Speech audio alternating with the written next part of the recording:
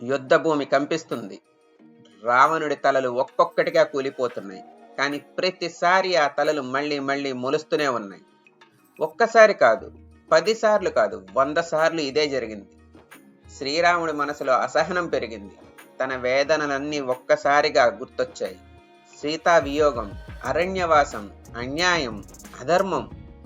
ఆ క్షణంలో రాముడి దృష్టి యుద్ధం మీద నిలవలేదు. అప్పుడే అగస్త్య మహాముని చెప్పిన ఆదిత్య హృదయం ఆయన హృదయంలో మెరిసింది. సూర్యుడు కేవలం వెలుగు మాత్రమే కాదు, ఆయనే జీవనకారకుడు. వర్షానికి కూడా కారణం ఆయనే. తాపంతో నీటిని ఆవిరి చేసి భూమికి వర్షంగా కురిపించేవాడు ఆయనే. సూర్యుడు వెలుగులు ప్రసరిస్తాడు. ఆ వెలుగులో అన్ని విషయాలు స్పష్టంగా కనిపిస్తాయి.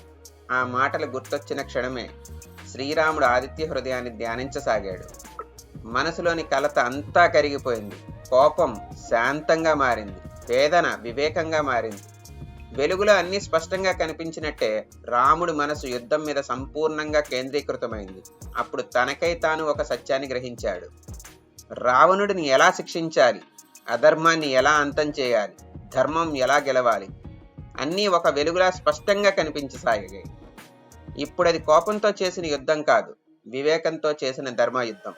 అందరికీ రథసప్తమి శుభాకాంక్షలు. Please like, share and subscribe. Thank you.